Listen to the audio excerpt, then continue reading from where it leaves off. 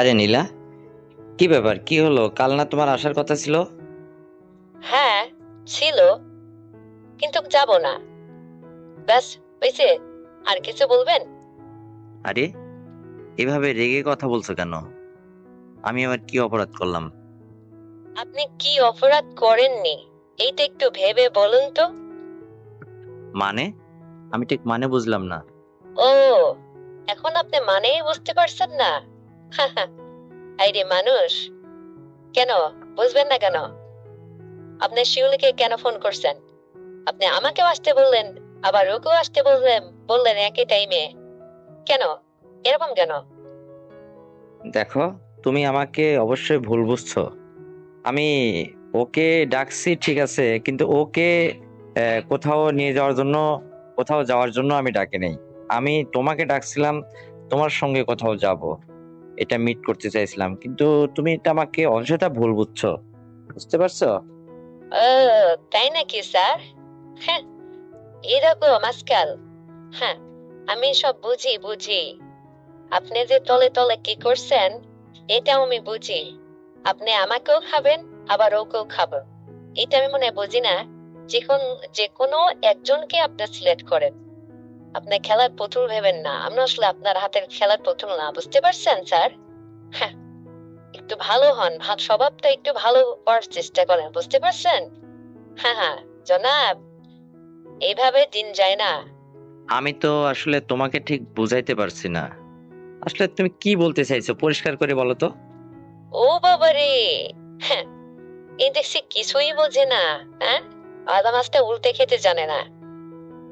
আরে জনাব, আমি আপনাকে পরিষ্কার ভাবে বলে দিচ্ছি, একটু বোঝেন, আমার কথাটা একটু মনোযোগ দিয়ে শোনেন। আপনি ওকে চান না আমাকে চাইছেন, কোনটা? আরে পাগলি, আমি যখন তোমাকে বুঝাইতেই পারছি না, তবে ক্লিয়ার শুনে রাখো। আমি কাউকে চাচ্ছি না, আমি শুধু তোমাকে চাইছি। এটা কি তুমি আমার ভাষাতে বুঝতে পারো না? আর যদি কখনো এই ধরনের হয়, তারপরে তুমি আমাকে যা শাস্তি দেবে আমি তাই মাথায় পেতে নেবো, বুঝছো?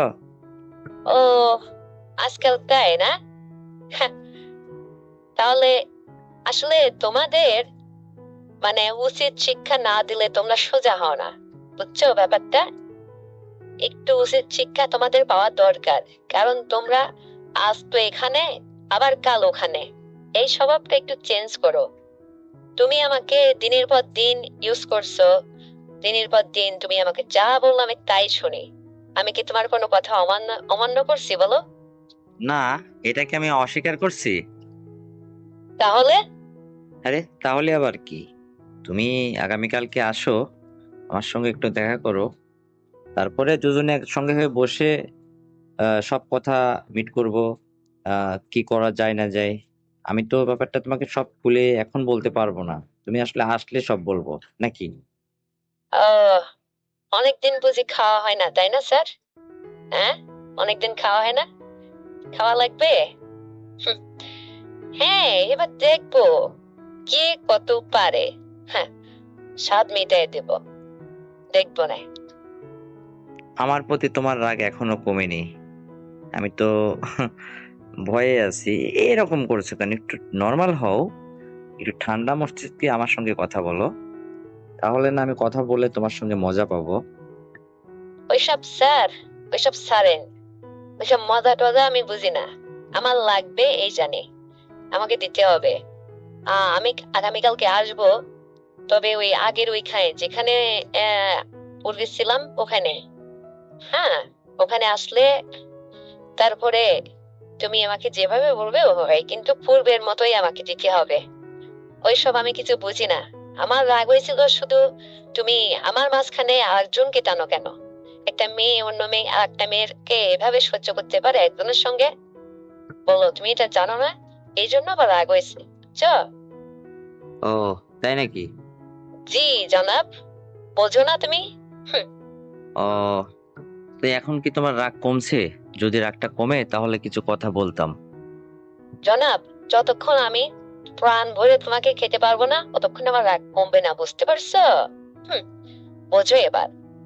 তোমাকে চিড়ে চিড়ে খাবো, বুঝছো? মাথায় রেখো বিষয়টা। তোমার কথা শুনে তো আমার খুব ভয়ই লাগছে। বাবা, এত পারদর্শী হঠাৎ হয়ে গেলে কেমনে তুমি?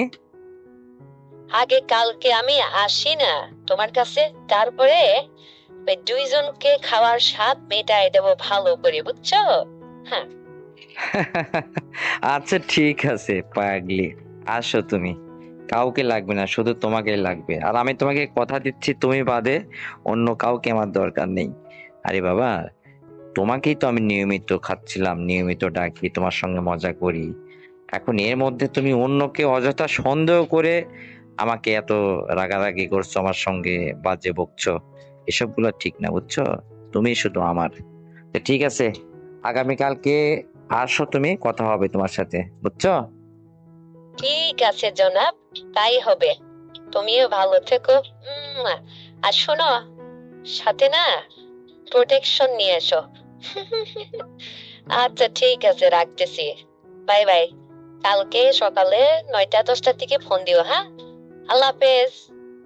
ওকে, বাই।